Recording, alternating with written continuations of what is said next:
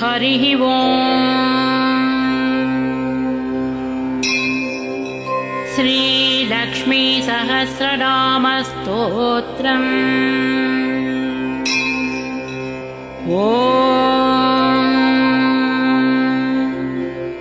अस्य श्री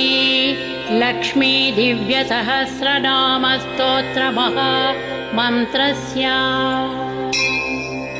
आनन्दकर्दमचिक्लीतेन्दिरा सुतादयो महात्मानो महर्षयः अनुष्टुप् विष्णुमायाशक्तिः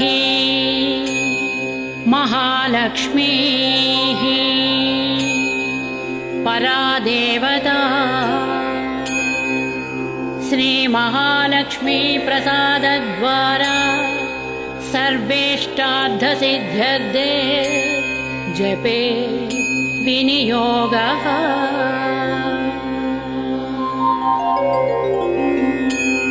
श्रीमित्यादिषडङ्गन्यासः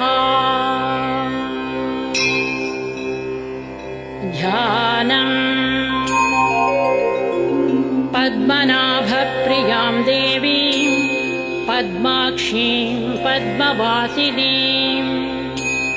पद्मवक्त्रां पद्महस्तां वन्दे पद्मामहर्निशम्। पूर्णेन्दुबिम्बवदनां रत्नाभरणभूषितां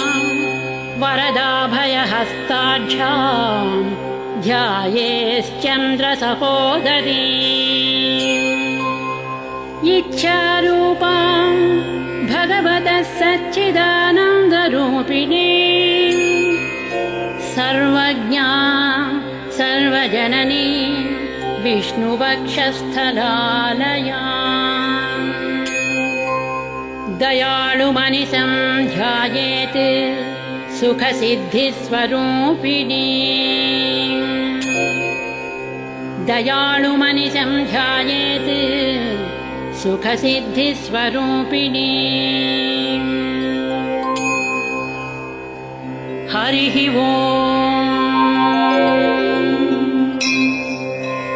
नित्यागतानं तदित्या नन्दिनी जनरञ्जनी नित्यप्रकाशिनी चैव स्वप्रकाशस्वरूपिणी। महालक्ष्मीर्महाकाली महाकन्या सरस्वती भोगवैभवसन्धात्री भक्तानुग्रहकारिणी। ईशावास्या महामाया महादेवी महेश्वरी हृल्लेखा परमाशक्तिः मातृका बीजरूपिणी। नित्यानन्द नित्यबोध नादिनी जनमोदिनी सत्यप्रत्ययनी चैव स्वप्रकाशात्मरूपिणी। त्रिपुरा भैरवी विद्या हंसा वागीश्वरी शिवा वाग्देवी च महारात्रिः कालरात्रिस्त्रिलोचना। भद्रकाली कराळी च महाकाली तिलोत्तमा काली कराळवक्त्रान्ता कामाक्षी कामदा शुभा। चण्डिका चण्डरूपेश चामुण्डा चक्रधारिणी त्रैलोक्यजननी देवी त्रैलोक्यविजयोत्तमा। सिद्धलक्ष्मीः प्रियालक्ष्मीः मोक्षलक्ष्मीः प्रसादिनी उमा भगवती दुर्गा चान्द्री दाक्षायणी शिवा। प्रत्यङ्गिराधरावेल लोकमाता हरिप्रिया पार्वती परमादेवी ब्रह्मविद्या प्रदायिनी अरूपा बहुरूपा च विरूपा विश्वरूपिणी पञ्चभूतात्मिका वाणी पञ्चभूतात्मिका परा कालिका पञ्चिका वाग्मी हविः प्रत्यधिदेवता देवमाता सुरेशाना वेदगर्भाम्बिका धृतिः संख्याजातिः क्रियाशक्तिः प्रकृतिर्मोहिनी मही यज्ञविद्या महाविद्या गुह्यविद्या विभावरी ज्योतिष्मती महामाता सर्वमन्त्रफलप्रदा दारिद्र्यध्वंसिनी देवी हृदयग्रन्थि भेदिनी सहस्रादित्यसंकाशा चन्द्रिका चन्द्ररूपिणी अकारादिक्षकारान्त मातृका वर्णरूपिणी गायत्री सोमसम्भूति सावित्री प्रणवात्मिका शाङ्करी वैष्णवी ब्राह्मी सर्वदेव नमस्कृता सेव्या दुर्गा कुबेराक्षी करवीरनिवासिनी जया च विजया चैव जयन्ती च पराजिता कुब्जिका कालिका शास्त्री वीणा पुस्तकधारिणी सर्वज्ञशक्ति स्त्रीशक्तिः ब्रह्म विष्णु शिवात्मिका इडा पिङ्गलिका मध्या मृणाली तन्तु रूपिणी यज्ञेशानि प्रधादीक्षा दक्षिणा सर्वमोहिनी अष्टाङ्गयोगिनी देवी निर्भीजध्यानगोचरा सर्वतीर्थस्थिता शुद्धा सर्वपर्वतवासिनी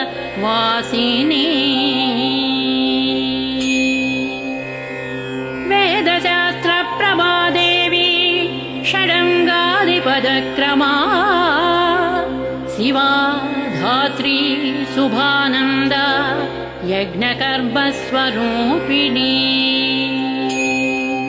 व्रतिनी मेनका देवी ब्रह्माणी ब्रह्मचारिणी एकाक्षरपरा तारा भवबन्धविनाशिनी विश्वम्भरा धराधारा निराधाराधिकस्वरा राकाकुहूरमावास्या पूर्णिमानुमती द्युतिः सिनीवाली शिवावस्या वैश्वदेवी पिसङ्गिला पिप्पला च विशालाक्षी रक्षोघ्नी वृष्टिकारिणी दुष्टविद्राविणी देवी सर्वोपद्रवनाशिनी शारदा शरसन्धाना सर्वशास्त्रस्वरूपिणी युद्धमध्यस्थिता देवी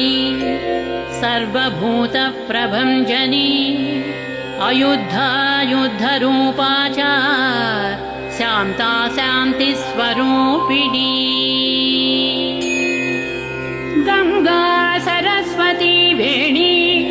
यमुना नर्मदापगा समुद्रवसनावासा ब्रह्माण्डश्रेणिमेखला पञ्चवक्त्रा दशभुजा शुद्धस्फटिकसन्निभा रक्ता कृष्णासिता पीता सर्ववर्णा निरीश्वरी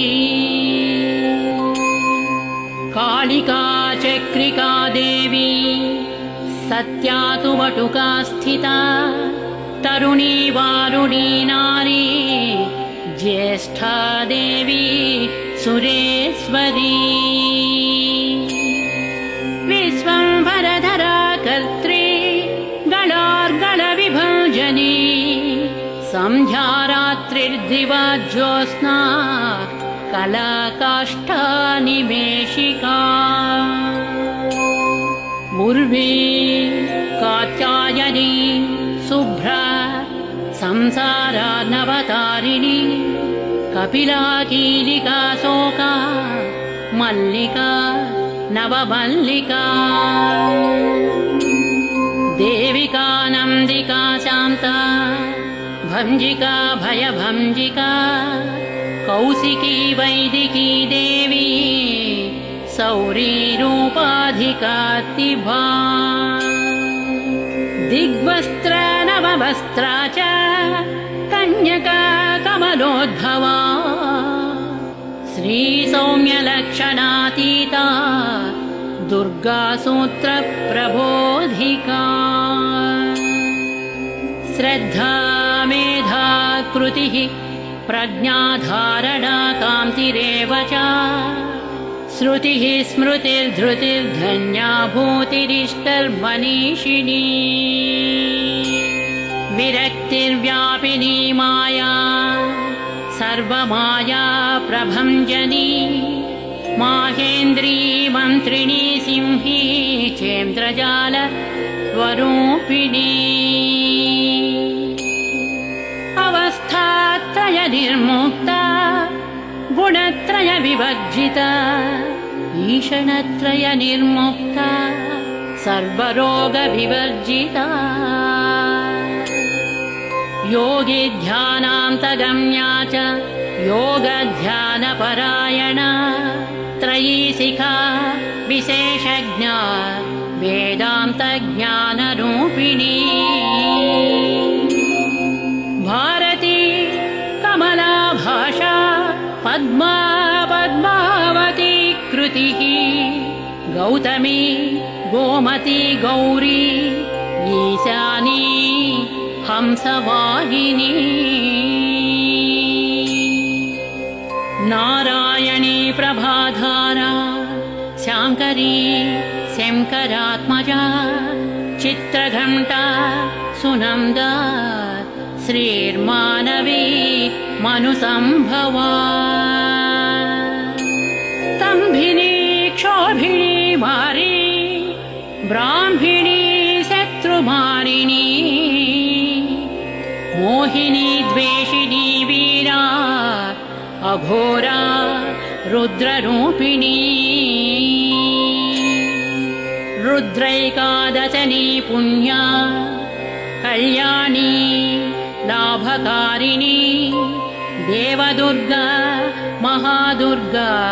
स्वप्नदुर्गाष्टभैरवी सूर्यचन्द्राग्निरूपा च ग्रहनक्षत्ररूपिणी बिन्दुनादकलातीता बिन्दुनादकलात्मिका दशवायुजयाकारा कला षोडश संयुता काश्यपी कमला देवी नादचक्रनिवासिनी मृडाधारा स्थिरा गुह्या देविका चक्ररूपिणी अविद्या शार्वरी भुञ्जा जम्भासुरनिबर्हिणी श्रीकाया श्रीकला शुभ्रा कर्मनिर्मूलकारिणी आदिलक्ष्मीर्गुणाधारा पञ्चब्रह्मात्मिका परा श्रुतिर्ब्रह्ममुखावासा सर्वसम्पत्तिरूपिणी मृत संजीविनी मैत्री कामिनी कामवर्जिता निर्वाणमार्गदा देवी हंसिनी कालिका क्षमा सपर्या गुणिनी भिन्ना निर्गुणा खण्डिता शुभा स्वामिनी वेदिनी शक्या शाम्बरी चक्रधारिणी दण्डिनी मुण्डिनी व्याघ्री शिखिनी सोमसंहतिः चिन्तामणिश्चिदानन्दा पञ्चबाणप्रबोधिनी बाणश्रेणि सहस्राक्षी सहस्रभुजपादुका सन्ध्याबलिस्त्रिसन्ध्याख्या ब्रह्माण्डमणिभूषणा वासवी वारुणी सेव्या कुलिका मन्त्ररञ्जनी जितप्राणस्वरूपा च कान्ता काम्यवरप्रदा मन्त्रब्राह्मणविद्यार्था नादरूपा हविष्मतिः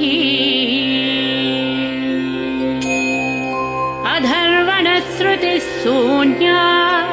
कल्पना वर्जिता सती सत्ता जातिः प्रमामेया प्रमितिः प्राणदा गतिः अपर्णा पञ्चवर्णा च सर्वदा भुवनेश्वरी त्रैलोक्यमोहिनी विद्या सर्वभद्री क्षराक्षरा हिरण्यवर्णा हरिणी सर्वोपद्रवनाशिनी कैवल्यपदवीरेखा सूर्यमण्डल संस्थिता सोममण्डलमध्यस्था वह्निमण्डलसंस्थिता वायुमण्डलमध्यस्था व्योममण्डलसंस्थिता चक्रिका चक्रमध्यस्था चक्रमार्गप्रवर्तिनी कोकिलाकुलचक्रे च पक्षतिः पङ्क्तिपावनी सर्वसिद्धान्तमार्गस्था षड्वर्णा वरवर्जिता शतरुद्रहरा हन्त्री सर्वसंहारकारिणी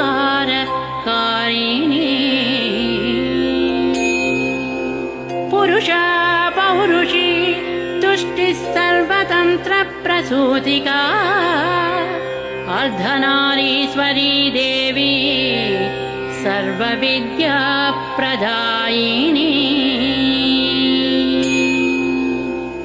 भार्गवी आजुषी विद्या सर्वोपनिषदा स्थिता व्योमकेशाखिलप्राणा पञ्चकोश विलक्षणा पञ्चकोशात्मिका प्रत्यक् पञ्चब्रह्मात्मिका शिवा जगज्जराजनित्री च पञ्चकर्म प्रसूतिका वाग्देव्याभरणाकारा सर्वकाम्यस्थिता स्थितिः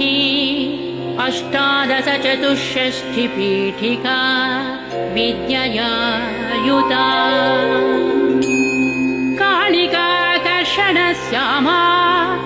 यक्षिणी किन्नरेश्वरी केतकी मल्लिका शोका वाराही धरणि ध्रुवा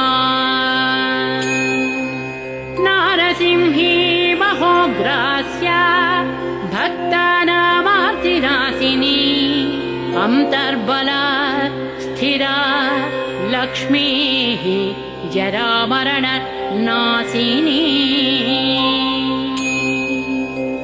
श्रीरङ्गिता महाकाया सोमसूर्याग्निलोचना अदितिर्देवमाता च अष्टपुत्राष्टयोगिनी अष्टप्रकृतिरष्टाष्ट बिभ्राजद्विकृताकृतिः दुर्भिक्षध्वंसिनी देवी सीता सत्या च रुक्मिणी ख्यातिजा भार्गवी देवी देवयोनिस्तपस्विनी शाकम्भरी महाशोणा गरुडोपरि संस्थिता सिंहगा व्याघ्रगा देवी वायुगा च महाद्रिगा अकारादिक्षकारान्त सर्वविद्याधिदेवता मन्त्रव्याख्याननिपुणा ज्योतिश्शास्त्रैकलोचना गिडा पिङ्गलिका मध्य सुषुम्ना ग्रन्थिभेदिनी कालचक्राश्रयोपेता कालचक्रस्वरूपिणी वैशारदी मतिश्रेष्ठा वरिष्ठा सर्वदीपिका वैनायकी वरारोहा श्रोणीवेला बहिर्बलिः जम्भिनी जृम्भिनी जृम्भकारिणी गणकारिका शरणी चक्रिकानन्त सर्वव्याधिचिकित्सकी देवकी देवसंकासा वारिधिः करुणाकरा सर्वरी सर्वसम्पन्ना सर्वपापप्रभञ्जनी एकमात्रा द्विमात्रा च त्रिमात्रा च तथा परा अर्धमात्रा परा सूक्ष्मा सूक्ष्मार्धार्धपरा परा एकवीरा विशेषाख्या षष्ठीदेवी मनस्विनी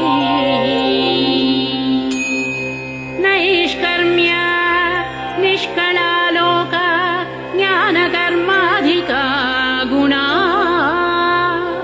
सबन्ध्वानन्दसन्दोहा व्योमाकारा निरूपिता गद्यपद्यात्मिका वाणी सर्वालङ्कारसंयुता साधुबन्धपदन्यास सर्वौका घटिकावलिः षट्कर्मी कर्कशाकारा सर्वकर्म विवर्जिता आदित्यवर्णा च पर्णा कामिनी वररूपिणी ब्रह्माणी ब्रह्मसन्ताना वेदवागीश्वरी शिवा पुराणन्यायमीमांसा धर्मशास्त्रागमश्रुता सद्यो वेदवती सर्वा हंसी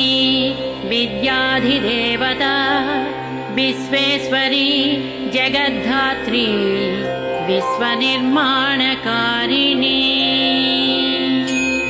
वैदिकी वेदरूपा च कालिका कालरूपिणी नारायणी महादेवी सर्वतत्त्वप्रवर्तिनी वैदिकी वेदरूपा च कालिका कालरूपिणी नारायणी महादेवी सर्वतत्त्वप्रवर्तिनी हिरण्यवर्णारूपा च हिरण्यपदसम्भवा कैवल्यपदवी पुण्या कैवल्यज्ञानलक्षिता ब्रह्मसम्पत्तिरूपा च ब्रह्मसम्पत्तिकारिणी वारुणी वारुणाराजा सर्वकर्म प्रवर्तिनी एकाक्षरपरा युक्ता सर्वदारिद्र्यभञ्जनी पाशाङ्कुशान्विता दिव्या वीणा व्याख्याक्ष सूत्रभृत् एकमूर्तिस्त्रयी मूर्तिर्मधुकैटभञ्जनी साङ्ख्यवती ज्वाला ज्वलन्ती कामरूपिणी जाग्रती सर्वसम्पत्ति सुषुप्ता स्वेष्टदायिनी कपालिनी महादंष्ट्रा भ्रुकुटी कुटिलानना सर्वावासा सुवासा च बृहत्सृष्टिश्च साक्वरी छन्दो गणप्रतिष्ठा च कल्माषी करुणात्मिका चक्षुष्मती महाघोषा खड्गचर्मधरासिनिः शिल्पवैचित्र्यविद्योता सर्वतो भद्रवासिनी अचिन्त्यलक्षणाकारा सूत्रभाष्यनिबन्धना सर्ववेदार्थसम्पत्ति सर्वशास्त्रार्थ मातृका अकारादिक्षकारान्तः सर्ववर्णकृतस्थला सर्वलक्ष्मी सदानन्दा सारविद्या सदा शिवा सर्वज्ञा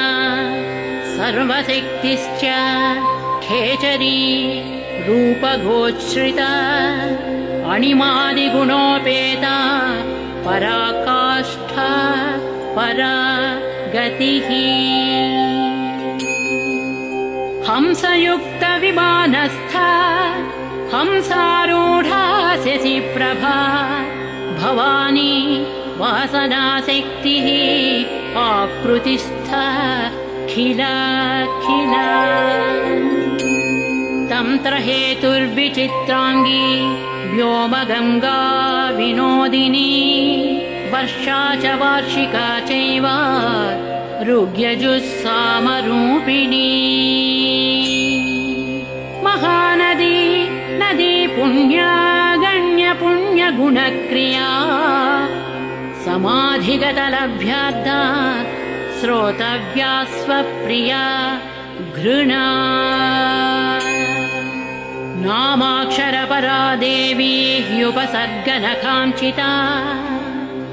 निपातोरुद्वयी जङ्घा मातृका मन्त्ररूपिणी आसीना च शयना च तिष्ठन्ती धावनाधिका लक्ष्यलक्षणयोगाढ्या ताद्रूप्यगणनाकृतिः एकरूपानेकरूपा सेन्दुरूपा सदाकृतिः समासतद्धिताकारा विभक्तिवचनात्मिका स्वाहाकारा स्वधाकारा श्रीप्रत्यर्धाङ्गी नन्दिनी गम्भीरा गहना गुह्या योनिलिङ्गाधारिणी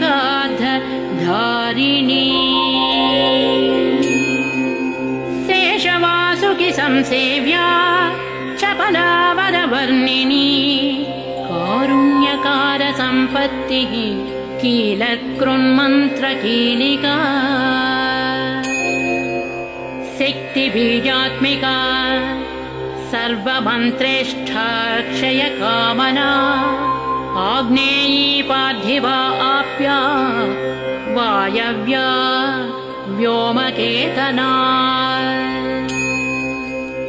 सत्यज्ञानात्मिकानन्दा ब्राह्मी ब्रह्मसनातनी अविद्यावासना माया प्रकृतिः सर्वमोहिनी शक्तिर्धारणशक्तिश्च चिदचिच्छक्तियोगिनी वक्त्रारुणा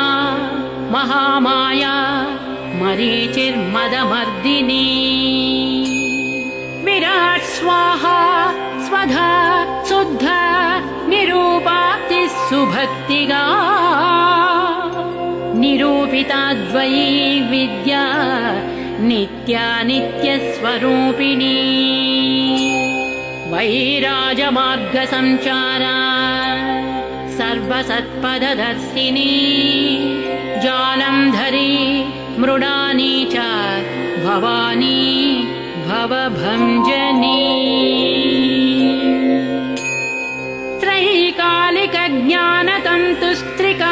त्रैकालिकज्ञानतन्तुस्त्रिकालज्ञानदायिनी नादातीता स्मृतिः प्रज्ञाधात्रीरूप त्रिपुष्करा पराजिता विधानज्ञा विशेषितगुणात्मिका हिरण्यकेशिनी हेमा ब्रह्मसूत्रविचक्षणा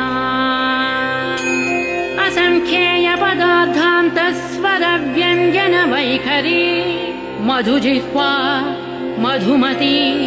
मधुमासोदय मधुः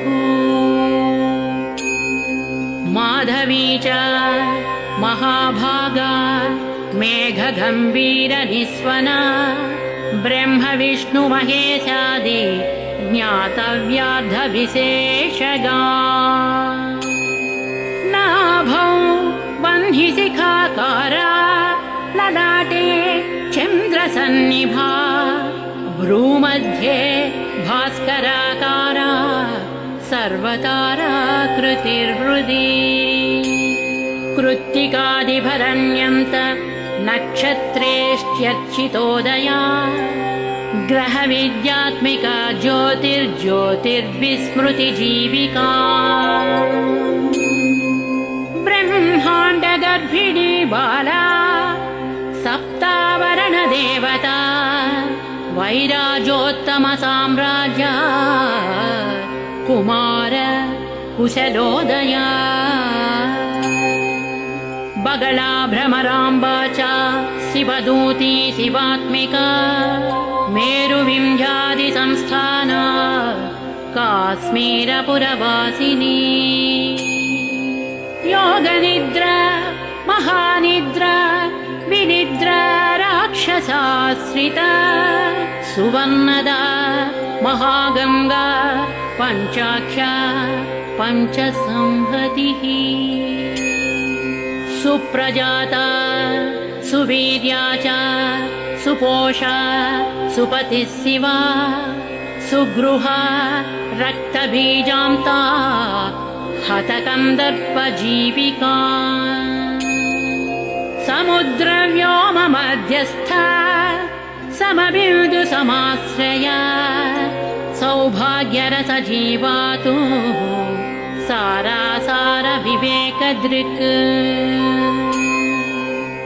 त्रिविल्यादिसुपुष्टाङ्गा भारती भरताश्रिया नादब्रह्ममयी विद्या ज्ञानब्रह्ममयी परा ब्रह्मनाडीनिरुक्तिश्च ब्रह्मकैवल्यसाधना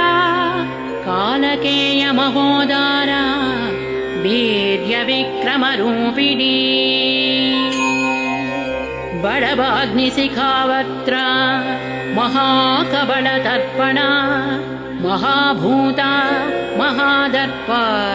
महासारा महाक्रतुः पञ्चभूता महाग्रासा पञ्चभूतादिदेवता सर्वप्रमाण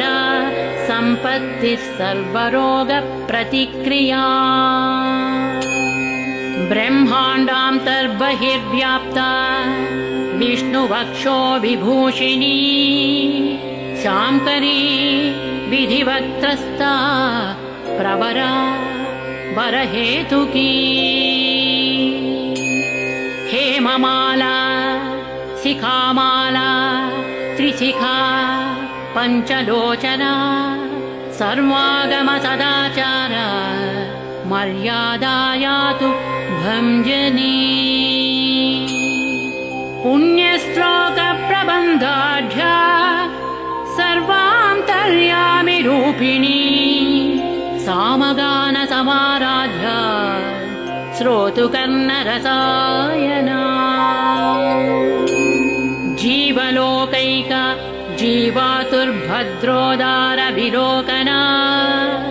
तटित्कोटिलसत्कान्तिस्तरुणी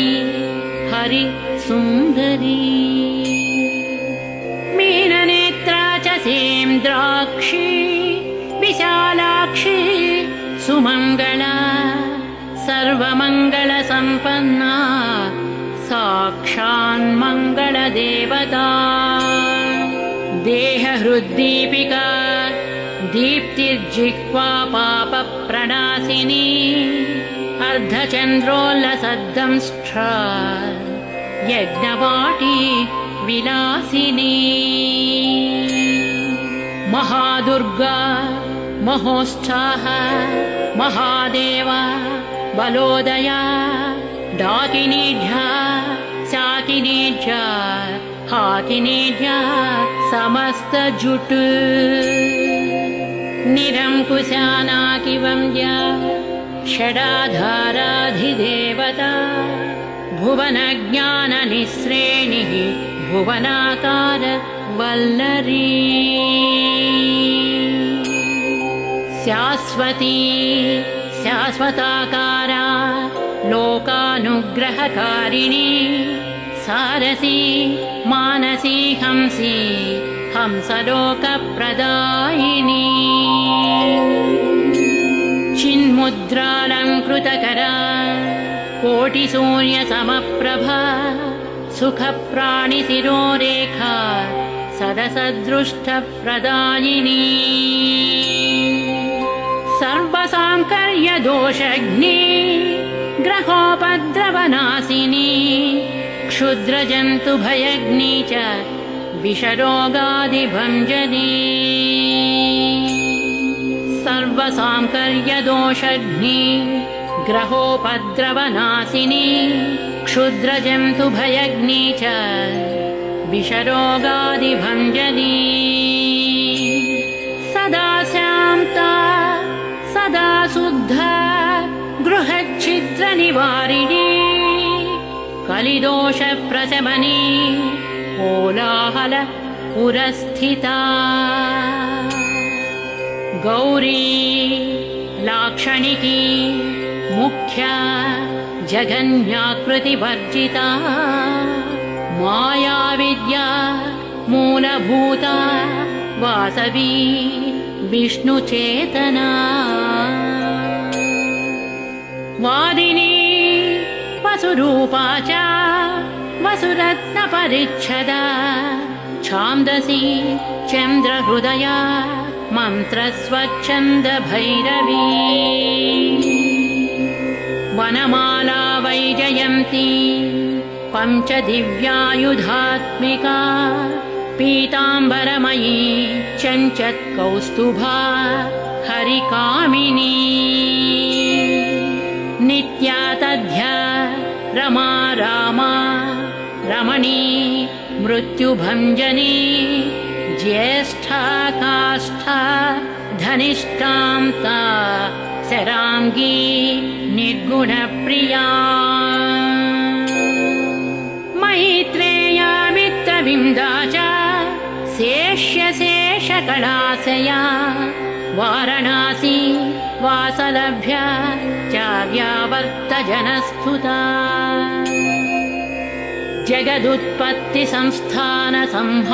जगदुत्पत्तिसंस्थानसंहारत्रयकारणा त्वमम्ब विष्णु सर्वस्वम्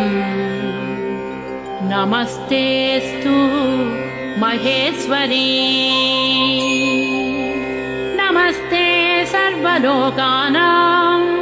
जनन्यै पुण्यमूर्तये सिद्धलक्ष्मीर्महाकाली महालक्ष्मीर्नमोऽस्तु ते सद्यो जातादिपञ्चाग्निरूपा पञ्चकपञ्चिका यन्त्रलक्ष्मीर्भवत्यादि राध्याद्येते नमो नमः। सृष्ट्यादिकारणकारा वितते दोषवर्जिते जगल्लक्ष्मीर्जगन्माता विष्णुपत्नी नमोऽस्तुते। नवकोटिमहाशक्तिसमुपास्य पदाम्बुजे कनकः संवर्णरत्नाढ्य सर्वाभरणभूषिते अनन्तनित्यमहिषी प्रपञ्चेश्वरनायकी अत्युच्छ्रितपदान्तस्थे परमव्योमनायकी नाकपुष्टगताराध्ये विष्णुलोकविलासिनी वैकुण्ठराजमहिषी श्रीरङ्गनगराश्रिते रङ्गनायकि भूपुत्री कृष्णे वरदवल्लभे कोटिब्रह्माण्डादिसंसेव्ये कोटिरुद्रादिकीर्तिते मातुलुङ्गमयं खेटं सौवर्णचषकं तथा पद्मद्वयं पूर्णकुम्भं क्षीरं च वरदाभये पाशमङ्कुशं शङ्खं च चक्रं शूलं कृपाणिकां धनुर्बाणौ चाक्षमालां चिन्मुद्रामपि बिभ्रति अष्टादशभुजे लक्ष्मीः महाष्टादशपीठगे भूनीलादिसंसेव्ये च स्वामि चित्तानुवर्तिनी पद्मे पद्मालये पद्मे पूर्णकुम्भाभिषेचिते इन्दिरेन्दिराभाक्षी क्षीरसागर कन्यके भार्गवी त्वं स्वतन्त्रेच्छा वशीकृतजगत्पतिः मङ्गलं मङ्गलानां त्वं देवतानां च देवता त्वमुत्तमोत्तमानां च त्वं श्रेयः परमामृतम् धनधान्याभिवृद्धिश्च सार्वभौम सुखोच्छ्रया आम्दोलिकादिसौभाग्य मत्ते भाति महोदया पुत्रपौत्राभिवृद्धिश्च विद्याभोग बलाधिकम् आयुरारोग्यसम्पत्तिः अष्टैश्वर्यं त्वमेव हि परमेश विभूतिश्च सूक्ष्मात् सूक्ष्मतरा गतिः सदयापाङ्गसंदत्त ब्रह्मेन्द्रादिपदस्थितिः अव्याहतमहाभाग्यं त्वमेवाक्षोभ्य विक्रमा समन्वया च वेदानामविरोधात् त्वमेव हि निःश्रेयसपदप्राप्ति साधना फलरूपिणी श्रीमन्त्रराजराज्ञी च श्रीविद्याक्षयमकारिणी श्रीं बीजजपसन्तुष्टा ऐं ह्रीं श्रीं बीजपालिका प्रपत्तिमार्गसुलभा विष्णुप्रथमकिङ्करी क्लींकाराद्धसवित्री च सौमङ्गल्याधि देवता श्री षोडशाक्षरी विद्या श्रीयन्त्रपुरवासिनी श्री षोडशाक्षरी विद्या श्रीयन्त्रपुरवासिनी सर्वमङ्गलमाङ्गल्ये शिवे सर्वार्थसाधिके शरण्ये त्र्यम्बके देवी नारायणी नमोऽस्तु ते। पुनः पुनर्नमस्तेऽस्तु साष्टाङ्गमयुतं पुनः। सनत्कुमार उवाच एवं स्तुता महालक्ष्मीर्ब्रह्मरुद्रादिभिः सुरैः समद्भिरार्त्यै देवैश्च निःसत्त्वैर्भोगवर्जितैः ज्येष्ठाजुष्टैश्च निःश्रीकैः संसारास्वपरायणैः विष्णुपत्नी दधौ तेषां